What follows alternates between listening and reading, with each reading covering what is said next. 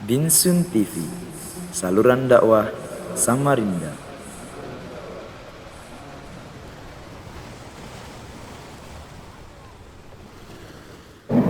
Bismillahirrahmanirrahim. Assalamualaikum warahmatullahi wabarakatuh. Alhamdulillah, nahmaduhu wa nasta'inuhu wa nastaghfiruh wa na'udzu billahi min shururi anfusina wa sayyiati a'malina. Man yahdihillahu fala mudilla lahu wa man yudlil fala hadiya lahu wa asyhadu an la ilaha illallah wa asyhadu anna Muhammadan abduhu wa rasuluhu la nabiyya wa la rasula ba'dah.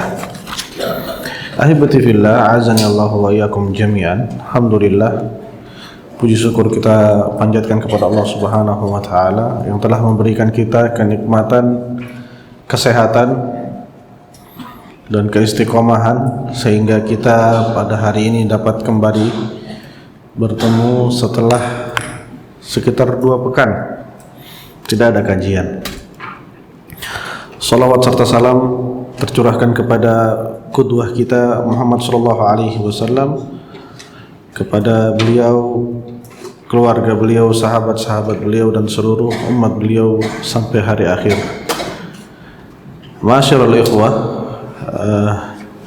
kita sampai hadis berapa sekarang?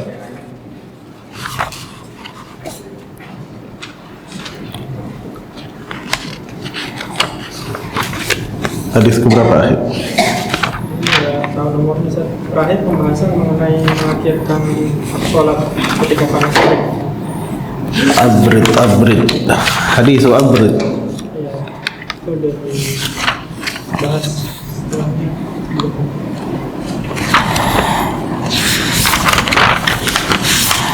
Saya ahibati fillah, azani Allah wa iyyakum jami'an. Karena beberapa pekan libur, biasanya semangat sudah mulai turun. Sedikit kita mengingat kisah-kisah para salaf terdahulu di saat semangat mereka turun.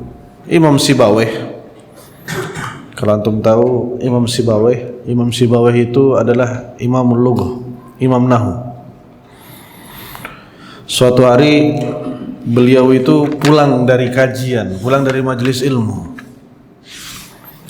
Beliau merasakan, kayaknya ana belajar ini gak masuk-masuk ilmunya. Akhirnya dia pulang. Di jalan menuju rumahnya, beliau menemui semut yang ingin menaik tembok, entah menaik pohon atau menaik tembok. Belum sampai atas, semut tersebut jatuh. Diulangi lagi sama oleh semut tersebut. Belum sampai atas, semut itu jatuh. Belum sampai atas, semut itu jatuh. Sehingga beliau berpikir, kalau semut aja berusaha terus, apalagi kita manusia yang berakal. Akhirnya beliau rahimahullah belajar dengan sungguh-sungguh, menghilangkan futurnya, menghilangkan rasa futurnya, sehingga beliau menjadi imamul lughah, imam bahasa, imam yang paling diakui keilmuannya di masalah bahasa. Ilmu nahu yang kita pelajari sekarang ini, sebagian besar marji'nya, sumbernya adalah dari kitab beliau. Sepertiga kitab beliau, bukan semuanya. Sepertiga kitab beliau. Karena apa? Ada yang tahu ya, ikhwah? Karena kitabnya dibakar sama istrinya. Istrinya cemburu. Ini orang kok belajar melulu. Dibakarlah 2/3 dari kitabnya. Yang sampai ke kita sekarang itu hanya sepertiganya saja. Sedangkan ilmu nahu yang sekarang sampai ke kita sepertiganya saja, itu sudah lengkapnya Masya Allah. Apalagi kalau seluruh ilmu nahu yang ditulis oleh Sibawayh itu sampai ke kita. Yang nyampe ke kita ini hanya sepertiganya saja, tapi seluruh nahu sudah dibahas.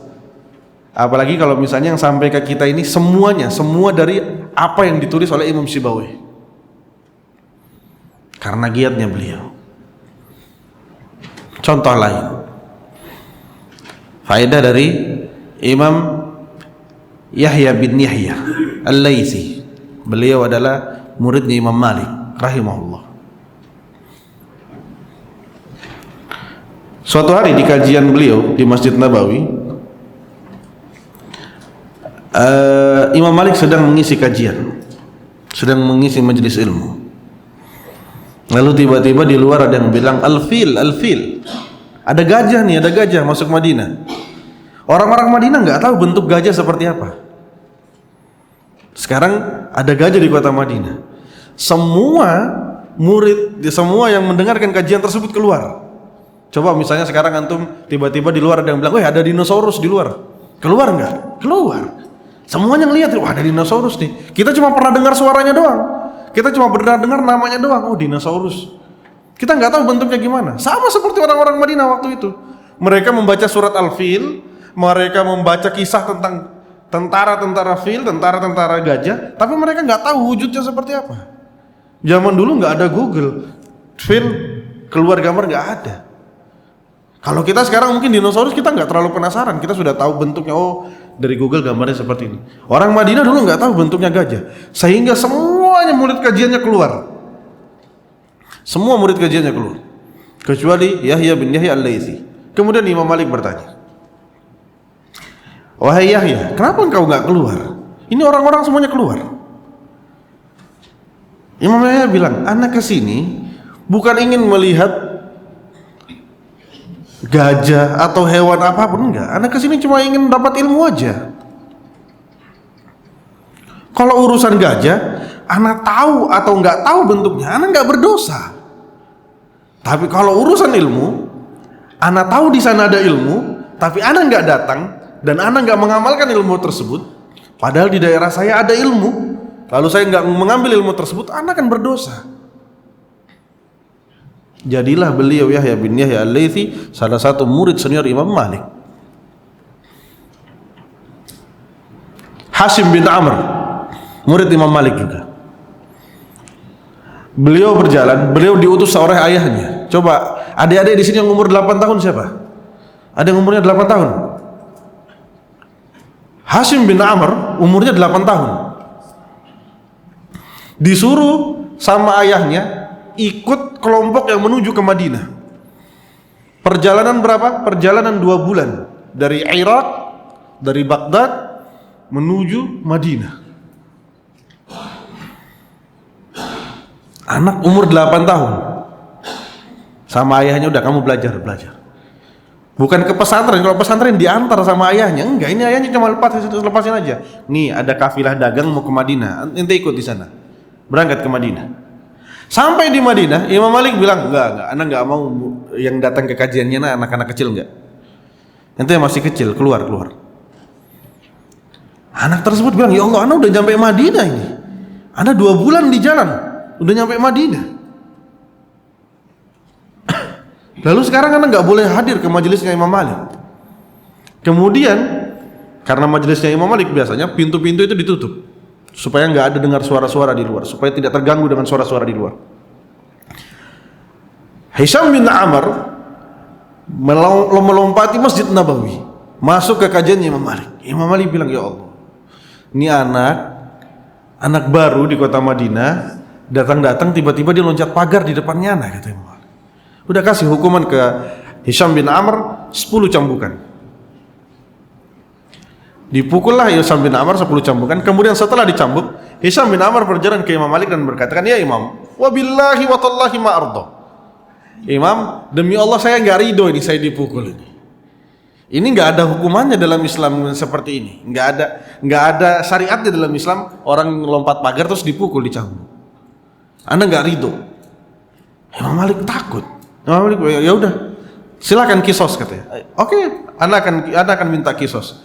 Murid-muridnya semuanya marah. Ini anak kecil tiba-tiba minta kisos ke Imam Malik. Kemudian dia mengatakan, "Wahai Imam, saya nggak minta kisos. Saya minta 1 pukulan digantikan dengan bacaan khusus untuk saya, 1 hadis untuk saya. Fala yasma' wa hum la yasma'un, dan mereka itu nggak ada yang boleh dengar, hanya untuk saya aja. Murid-murid yang lain ini nggak boleh dengar, hanya untuk saya aja." Akhirnya Imam Malik benar. Imam Malik bilang, "Ya udah, tal." Dibacakanlah kepada anak tersebut hadis 10 hadis. Selesai dari situ dia mengatakan, "Ya Imam, ana ada permintaan lagi." Apa kata Imam Malik? Permintaannya adalah pukul ana lagi. Nanti setiap satu pukulan antum harus bacakan sama ana satu hadis. Coba sekarang, misalnya ada ustadz di sini bilang, "Ayo yang mau ikut kajiannya ana pukulin satu orang satu kali." Nggak ada yang mau datang. Nggak ada yang mau datang. Banyak kisah-kisah orang-orang terdahulu bagaimana mereka semangat dalam menuntut ilmu. Dan banyak kisah orang-orang terdahulu di umur mereka yang masih belia, mereka sudah punya karya. Wallahu a'lam bishawab. Baik. Kayaknya terakhir kita bahas tentang apa waktu terlarang sholat. Waktu terlarang sholat. Baik. Bisa terlarang seluruh sholat yang ada sebabnya boleh dilakukan meskipun di waktu yang sama. Absyir, absyir. Berarti hadisnya Uqbah sudah, yang dilarang melaksanakan menguburkan jenazah sudah. Baik. Kayaknya juga juga soalnya ada seluruh ada sebabnya. Baik.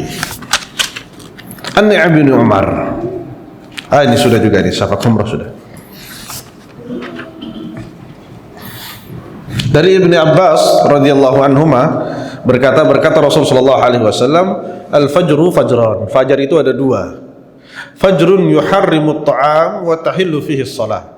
Fajar yang melarang kita untuk memakan, maksudnya untuk orang-orang yang berpuasa dilarang untuk makan, wa tahillu fihi shalah, dan dibolehkan untuk salat. Maksudnya adalah fajar yang menunjukkan bahwa waktu subuh itu telah masuk. Waktu subuh telah masuk. Yaitu saat itu orang-orang yang berpuasa sudah nggak boleh makan lagi, dan orang-orang yang ingin melaksanakan sholat subuh sudah dibolehkan melaksanakan sholat subuh.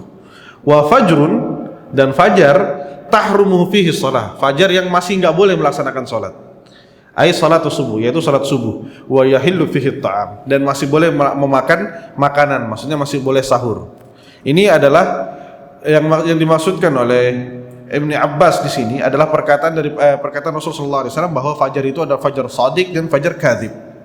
Seperti yang kita sebutkan 3 pekan lalu, yaitu fajar yang pertama keluar itu adalah fajar kadzib, fajar yang warnanya ke atas, bukan melebar. Fajar yang warnanya ke atas. Kalau fajarnya masih terangnya menuju ke atas, maka ini fajar kadzib, yaitu di saat itu masih dibolehkan makan dan minum, dan belum dibolehkan sholat. Kalau cahayanya melebar, maka ini sudah fajar shadiq.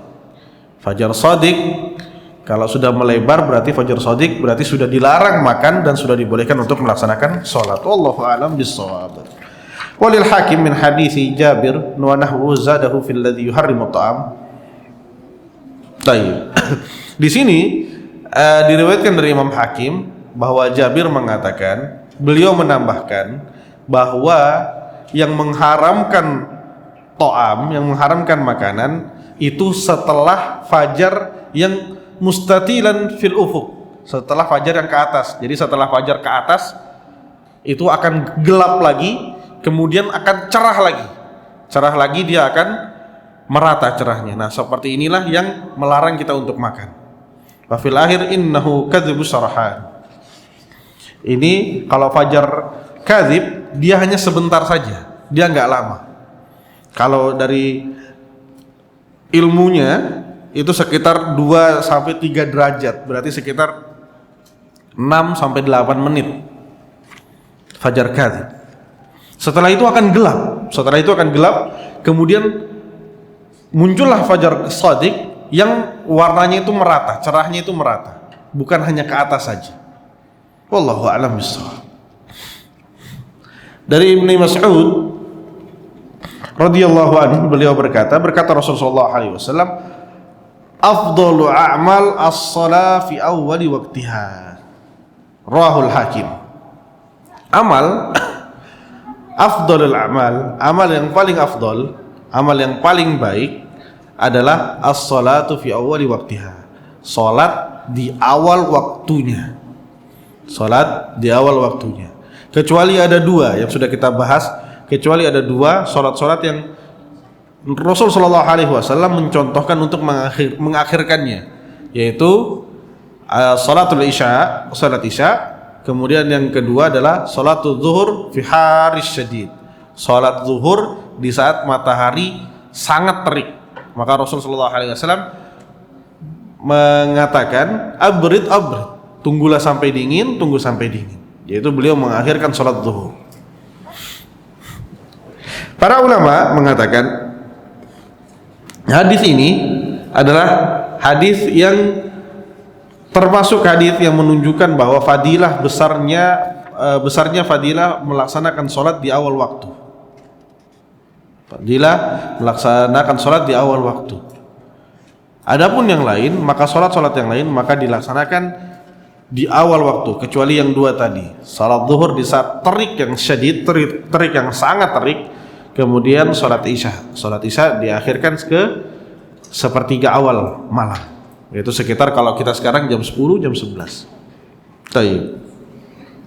Dari Abi Mahdhurah, anna Nabi sallallahu alaihi wasallam qala, awwal al-waqti ridwanullah wa awsatuhu rahmatullah wa akhiru ahfullah. Salat di awal waktu itu ridwan. Apa artinya ridwan? Keridhaan Allah Subhanahu wa taala. Dan salat di pertengahan waktunya salat itu rahmat. Dan salat di akhir waktu salat itu afwullah, itu ampunan dari Allah. Dan hadis ini hadis yang dhaifun jiddan, hadis yang sangat lemah, bahkan para ulama mengatakan hadis ini hadis munkar. Imam Ibnul Qayyim mengatakan di salah satu kitabnya, orang berakal, orang yang sudah biasa dengan ilmu agama, walaupun mereka tidak melihat sanad dari hadis tersebut, tapi mereka sudah sering belajar, mereka akan mengetahui mana hadis dhaif dan mana hadis yang sahih. Ini perkataan Ibnul Qayyim. Kita itu dapat menilai hadis itu, kadang penuntut ilmu dapat menilai hadis itu hanya dari mendengarkannya aja. Oh, ini udah nggak mungkin ya ada hadis seperti ini. Kemudian para ulama bahasa mengatakan hadis itu bisa dinilai dari tata cara mengatakannya. Bagaimana versi bahasa Arabnya. Sama seperti kita sekarang, misalnya di bulan Muharram, banyak hadis-hadis yang berdatangan yang mengatakan bulan Muharram seperti ini, seperti ini, seperti ini. Kemudian banyak sekali hadis-hadis dhaif. Kita sebagai orang yang biasa mungkin mendengar hadis, kita tanpa bertanya mana sanadnya, kita akan mengetahui, oh ini hadis yang dhaif ini, nggak mungkin ada hadis seperti ini. Nggak mungkin ada orang dikatakan bahwa sholat di akhir waktu itu adalah ampunan dari Allah Subhanahu wa taala. Nggak mungkin. Wallahu a'lam bishawab. Dari Ibnu Umar radhiyallahu anhuma, anna Rasul sallallahu alaihi wasallam qal, dahulu Rasul sallallahu alaihi wasallam berkata, la salata ba'dal fajri illa sajdatain. Tidak ada salat setelah salat subuh kecuali dua sujud. Tidak ada salat setelah salat subuh kecuali dua sujud.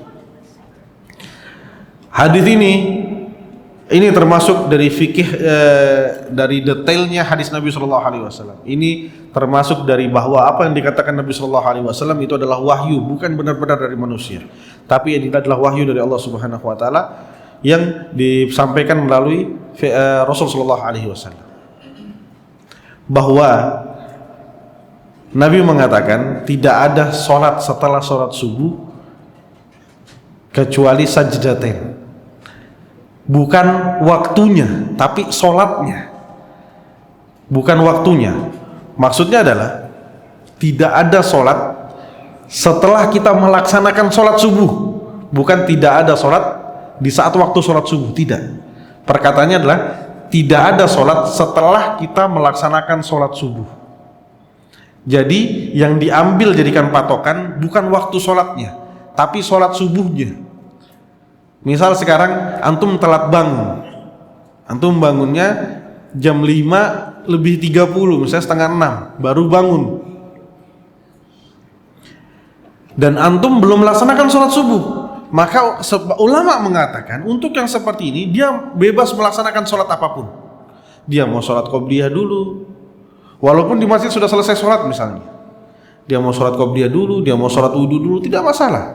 Akan tetapi kalau dia bangun telat lalu sholat yang pertama yang dilaksanakan adalah sholat subuh, maka hukumnya dia tidak boleh melaksanakan sholat-sholat lain setelahnya. Jadi yang diambil patokan bukan waktunya, bukan waktu subuhnya, tapi yang diambil patokan adalah melaksanakan sholatnya. Kalau kita telah melaksanakan sholat subuh, maka tidak ada sholat-sholat lain setelah sholat subuh, kecuali sajdatain. Maksudnya sajdatain di sini adalah sholat setelah syuruk. Wallahu a'lam bishawab. Dari Ummu Salamah radhiyallahu anha qalat, beliau berkata, shalla Rasul sallallahu alaihi wasallam al-'asr. Dahulu Rasul sallallahu alaihi wasallam melaksanakan salat asar, kemudian dia masuk ke rumah saya. Fa shalla rak'atain. Kemudian Rasul sallallahu alaihi wasallam salat 2 rakaat. Fa sa'altuhu. Kemudian saya menanyakan, "Ya Rasulullah, salat apa ini?" Sugiltu an rak'atain ba'da dzuhur fa shallaituhuma al-an. Saya disibukkan dengan sesuatu yang lain setelah sholat zuhur. Kemudian saya lupa sholat ba'diyah. Lalu saya sholat sekarang. Faqultu afanaqdihima idza fatana ya Rasulullah. Terus kalau kita yang kehilangan gimana nih? Kita boleh mengqadha sholat ini enggak? Kemudian Rasulullah SAW mengatakan, "La, tidak." Baik. Ulama berbeda pendapat apa maksud la di sini, apa maksud tidak di sini. Sekarang kita membahas yang di atasnya dulu. Kita membahas sunnah-sunnah yang diqadha. Sunnah-sunnah yang diqadha. Para ulama mengatakan tidak ada sholat sunnah yang diqadha kecuali 2. Kecuali 2. Yang pertama adalah sholatur rawatib. Sholat rawatib, maksudnya adalah sholat qobliyah dan sholat ba'diyah. Ini diqadha untuk siapa? Bisyartin, dengan satu syarat, yaitu mereka yang biasa melaksanakan sholat tersebut. Jadi sholat rawatib itu boleh diqadha dengan syarat mereka terbiasa melaksanakan sholat tersebut. Kalau nggak terbiasa, nggak boleh. Misal ada seseorang yang kalau datang sholat subuh datangnya di rakaat kedua terus, dia terlambat terus, datangnya di rakaat kedua terus, atau datangnya dekat-dekat salam terus. Untuk seperti ini, lalu kemudian setelah sholat dia melaksanakan sholat ba'diyah, sholat qobliyah, maka para ulama mengatakan tidak ada sholat untuk orang ini. Karena apa? Karena dia tidak terbiasa dengan melaksanakan sholat qobliyah. Karena di sholat biasanya saja dia selalu terlambat. Adapun orang yang boleh mengqadha sholat adalah mereka yang terbiasa melaksanakan sholat ba'diyah dan sholat qobliyah. Adapun untuk mereka yang tidak terbiasa, maka tidak ada qadha untuk orang tersebut. Apa batasnya terbiasa? Terbiasa itu sampai mana? Batasnya terbiasa itu sampai mana? Para ulama mengatakan terbiasa itu di saat dia tidak pernah meninggalkan sholat tersebut kecuali hanya dengan uzur-uzur syar'i. Hanya dengan uzur-uzur syar'i seperti safar, seperti sakit dan lain-lain. Adapun jika dia melaksanakan sholat tersebut misalnya seminggu hanya 2 kali, seminggu hanya 5 hari, ada 2 hari yang libur, maka ini tidak termasuk orang yang rutin melaksanakan sholat qabliyah dan ba'diyah. Taib. Yang kedua adalah sholat sunnah yang dibolehkan untuk diqadha adalah sholatul witir. Sholat witir. Untuk siapa syaratnya? Sama seperti syarat yang di awal, yaitu untuk mereka yang melaksanakan sholat witir tersebut yaumian, setiap hari, maka dia boleh mengqadha sholatnya idza ghalabahun naum, apabila dia tertidur atau apabila dia terlupa, maka dia boleh mengqadha sholat witirnya. Kapan? Para ulama berbeda pendapat menjadi 2. Ada yang mengatakan qadhanya setelah sholat subuh langsung, yang kedua qadhanya di siang hari fi waqtid duha, di siang hari di waktu duha. Lalu ulama juga berbeda pendapat apakah diqadhanya witron atau digenapkan menjadi 2. Ada yang mengatakan diqadhanya witron yaitu dengan jumlah ganjil. Ada yang mengatakan diqodoknya dengan jumlah genap. Kalau siang hari dengan jumlah genap agar dia bisa menjadi pahala sholat-sholat yang lain, seperti kita gabungkan niatnya dengan sholat duha dan sholat-sholat yang lain. Wallahu a'lam bissawab. Baik. Lalu apa maksud dari perkataan Nabi Shallallahu Alaihi Wasallam di sini dengan kata-kata la? Di saat Ummu Salamah bertanya kepada Nabi, ya Nabi, yaudah kalau kita kehilangan sholat ini, lalu kita boleh menggantinya enggak? Nabi Shallallahu Alaihi Wasallam mengatakan tidak. Para ulama menafsirkan perkataan Rasulullah SAW tidak adalah, maksud beliau adalah jangan sampai engkau tertinggal. Maksudnya jangan sampai engkau tersibukkan dengan hal-hal yang kalian itu sampai terhilang sholat ba'diyahnya atau sholat qobliyahnya. Ini maksudnya yang dipahami oleh beberapa ulama hadis. Dan maksud beliau yang lain adalah melarang, karena ini ada kekhususan Nabi SAW. Wallahu a'lam bishawab. Pendapat yang dikuatkan oleh ulama fikih adalah pendapat yang pertama, yaitu lebih baik kalian tidak mengqadha, maksudnya kalian melaksanakan sesuai dengan waktunya. Sesuai dengan waktunya. Karena waktunya panjang. Waktunya panjang. Nabi SAW kehilangannya sampai hilang waktu zuhur. Sampai hilang waktu zuhur. Taib. Sunnah yang selanjutnya ikhwah dari hadis ini, seluruh hadis yang menyebutkan tentang salat ba'diyah dan salat qabliyah dan salat sunnah-sunnah yang dilaksanakan oleh Rasulullah SAW adalah di rumahnya, karena yang meriwayatkannya adalah istri-istri beliau. Salat sunnah, hukum asalnya salat sunnah itu di rumah, bukan di masjid. Hukum asalnya salat sunnah itu di rumah, bukan di masjid. Makanya yang meriwayatkan hadis-hadis tentang sholat sunnah Rasulullah SAW adalah keluarga-keluarga beliau, karena keluarga beliau yang mengetahui Rasul, apa yang Rasul laksanakan di dalam rumah, bukan yang lainnya, bukan yang lainnya. Wallahu a'lam bissawab.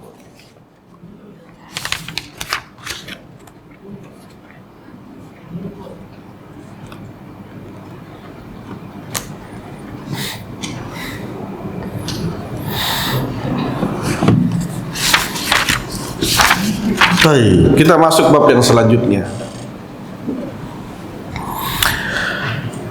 Sebelumnya ahibati fillah, ini sekarang kita memasuki adalah bab al-adzan.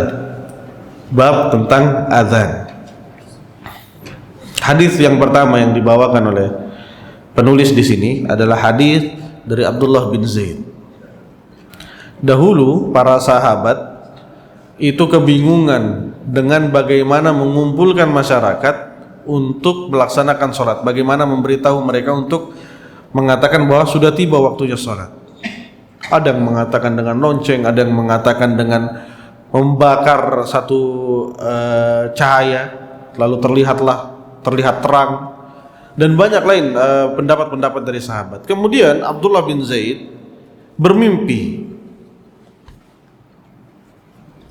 bahwa ada seseorang lelaki yang mengatakan Allahu Akbar, Allahu Akbar. Fadzaqaral adzanu bitarbi'. Kemudian dia menyebutkan azan dengan mengulangnya sebanyak 4 kali. Ingat ini lafadznya, bitarbi', dengan mengulang lafadznya sebanyak 4 kali. Dia menyebutkan Allahu Akbar, Allahu Akbar, Allahu Akbar, Allahu Akbar sebanyak 4 kali, bitarbi'. Makanya dari hadis ini Syekh bin Baz mengatakan sunnah fil adzan adalah tidak menggabung antara Allahu Akbar pertama dengan Allahu Akbar kedua. Karena Rasulullah SAW, karena mimpinya Abdullah bin Zaid adalah at-tarbi', 4 kali. Berarti 4 kali dia stop. Fasalnya ada 4 kali. Allahu Akbar, diam, Allahu Akbar, diam, Allahu Akbar, diam, Allahu Akbar. Ini yang dikatakan Syekh bin Baz. Kadang kita nggak tahu. Habis ini muadzinnya langsung bingung, gimana nih Sat ngatur nadanya nih Sat. Tapi memang seperti ini. Ini yang dikatakan para masyayikh. Karena hadisnya bitarbi', yaitu mengucapkannya 4 kali. Bukan menggabungkan 2 kali takbir dalam satu nafas. Sebagian para ulama hadis mengambilkan faedah dari sini, at-tarbi' adalah membuat fasal, membuat batas. Allahu Akbar, lalu ada batas lagi, Allahu Akbar, sampai 4 kali. Sampai 4 kali. Bi ghairi tarji', tanpa mengulang. Maksudnya dia adalah 4 kali itu disebut dengan fasal. Wal iqamatul furoda, dan iqamah itu 1 kali 1 kali. Iqamah itu 1 kali 1 kali. Illa qad qamatis shalah, kecuali qad qamatis shalah diulang 2 kali. Qal, nah sebagian ulama, no kan benar kan, illa qad qamatis shalah. Qad qamatis shalah diulang 2 kali. Sedangkan yang lainnya disebut furoda. Berarti benar dong, Allahu Akbar itu jadinya furoda. Mengerti maksudnya ya? Furoda itu artinya sendiri-sendiri. Sendiri-sendiri.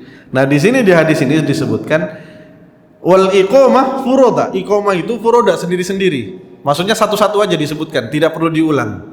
Kecuali qad qamatis shalah, kecuali lafaz qad qamatis shalah itu diulang 2 kali. Nah, kecualinya di sini hanya disebutkan di qad qamatis shalah. Berarti takbir 2 kali takbir itu hitungannya furoda. Ini yang menjadikan sebagian ulama fikih berbeda pendapat tentang cara azan yang benar. Apakah azan yang benar menyebutkan Allahu Akbar itu boleh dengan 1 nafas, atau menyebutkan Allahu Akbar fasal, Allahu Akbar fasal, Allahu Akbar fasal, Allahu Akbar fasal? Ini yang menjadi perbedaan pendapat para ulama. Wallahu a'lam bissawab. Falamma asbahtu ataitu Rasulullah sallallahu alaihi wasallam. Di saat pagi setelah saya bangun, saya mendatangi Rasulullah sallallahu alaihi wasallam, kemudian saya menceritakan mimpi saya. Rasulullah sallallahu alaihi wasallam bersabda, "Innaha la ru'yal haq." Sesungguhnya ini adalah mimpi yang benar. Kemudian setelah itu disyariatkannya azan. Ahibati fillah, azani Allahu wa iyyakum jami'an. Masalah azan di sini di kitab ini tidak terlalu banyak apa-apa yang dibahaskan oleh penulis di sini. Azan di zaman Rasulullah SAW itu sifatnya ada 2. Ada seperti azannya Bilal, yaitu dengan tarbi', dengan 4 kali diulang. Ada seperti azannya Ibnu Ummi Maktum, yaitu dengan azannya 2 kali 2 kali. Jadi azannya dia tidak diulang, Allahu Akbarnya hanya 2 kali saja. Kemudian iqamahnya juga. Iqamahnya ada 2. Iqamahnya ada yang seperti azan diulang terus ditambahkan qad qamatis shalah. Hanya ada yang iqamah seperti yang kita sekarang. Lalu apa hukumnya? Para ulama bersepakat hukumnya ikhtiyari. Hukumnya terserah, boleh pakai azan yang mana saja. Akan tetapi afdolnya menggunakan azannya Bilal. Kenapa hukumnya menggunakan azannya Bilal? Karena Rasulullah SAW di sepanjang hidup beliau, selama beliau di Madinah, hanya Bilal lah yang beliau suruh untuk mengumandangkan azan. Berarti ada sesuatu yang khusus dari Bilal, atau Rasulullah SAW lebih menyukai lafaz yang digunakan oleh Bilal. Wallahu a'lam bishawab. Baik. Lalu kemudian kalau tidak ada dibahas, kita bahas sedikit masalah tentang azan.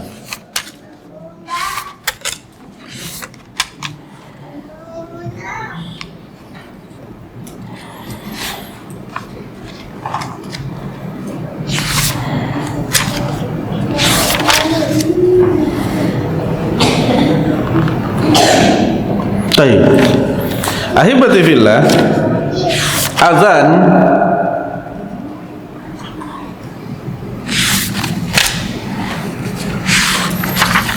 ini adalah salah satu syiar Islam.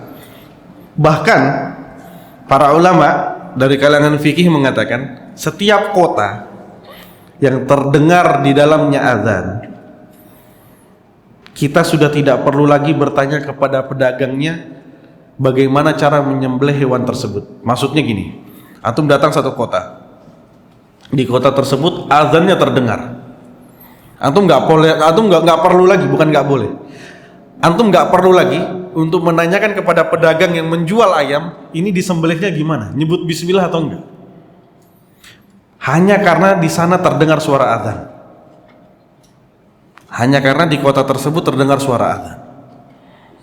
Kita tidak perlu bertanya bagaimana hewan ini disembelih. Saya mau makan ayam nih, hewan ini disembelihnya secara syariat Islam atau enggak? Kalau kita sudah mendengar di kota tersebut terdengar suara azan, maka kita tidak perlu bertanya lagi. Kita tidak perlu bertanya lagi tentang hukum hewan-hewan yang dijual di sana. Kecuali sudah jelas hewan-hewan yang haram. Untuk hewan-hewan yang halal kita tidak perlu bertanya lagi. Sampai seperti ini, azan ini diberikan tempat khusus oleh para ulama.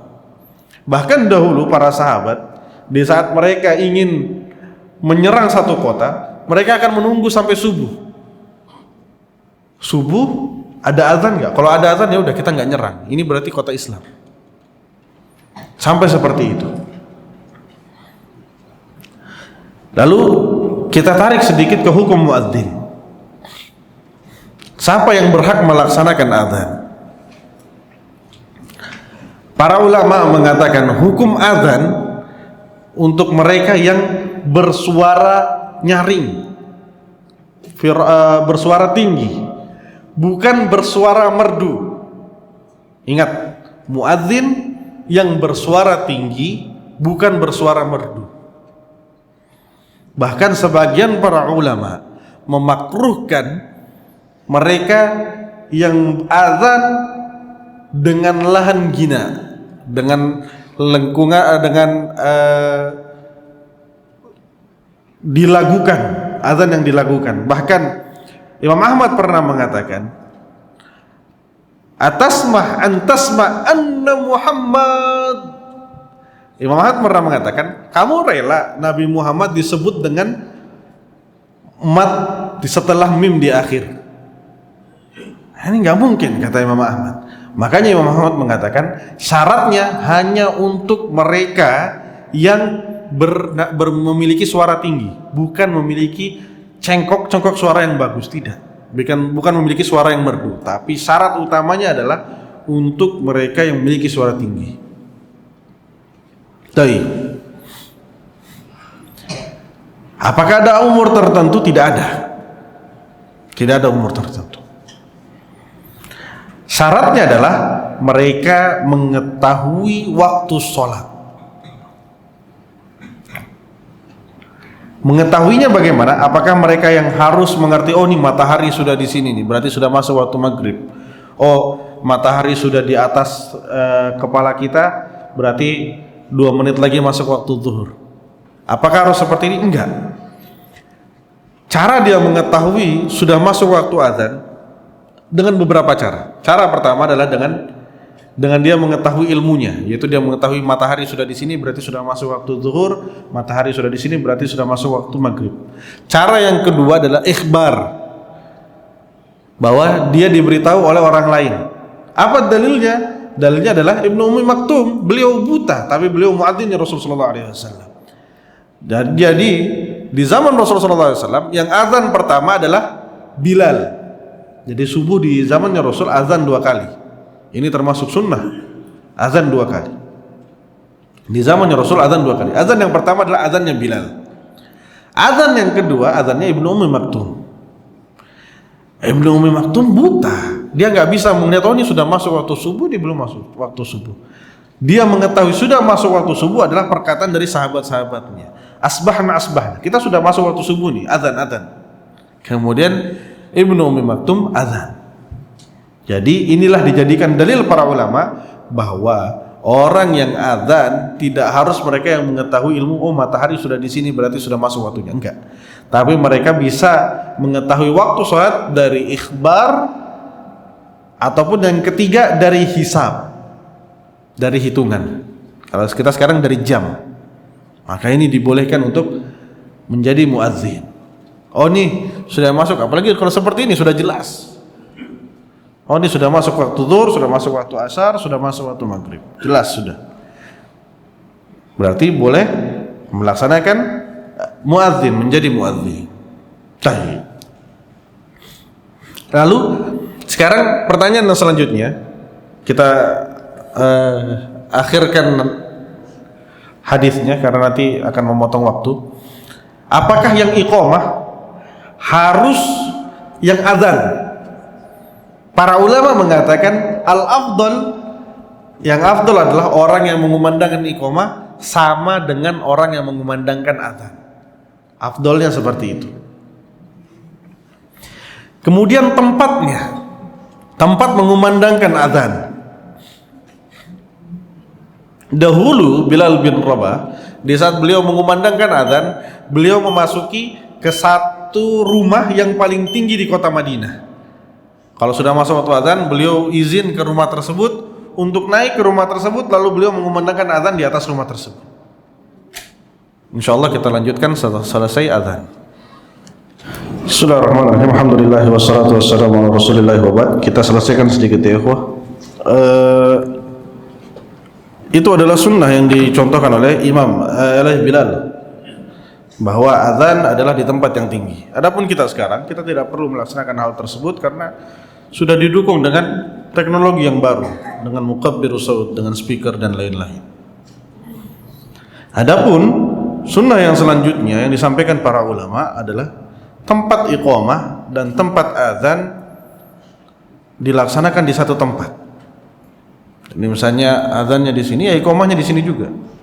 Kebanyakan yang dilaksanakan di masyarakat kita, azan di sini, kemudian imamnya datang, lalu ada nanti yang dari ujung sana jalan langsung sambil iqamah. Allahu Akbar, asyhadu an la ilaha illallah, sambil di sini. Sunnahnya bukan seperti itu.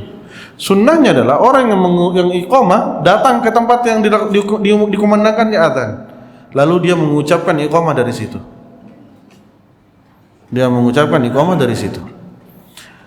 Lalu pertanyaan, kenapa dahulu Bilal tidak mengucapkan iqamah di atas, di tempat dia mengumandangkan azan, tapi Bilal mengucapkan iqamah di pintu masuk masjid? Jadi kalau kita baca sejarahnya Bilal itu di saat dia mengumandangkan azan, dia mencari rumah yang paling tinggi di kota Madinah. Kemudian dia naik ke rumah tersebut, lalu dia mengumandangkan azan. Selesai dia mengumandangkan azan, dia turun. Lalu iqamah dikumandangkannya adalah di pintu Masjid Nabawi. Jadi misalnya ini tempat imam, di belakang situ ada pintu Masjid Nabawi. Lalu Bilal mengumandangkan di sana, di depan pintu Masjid Nabawi.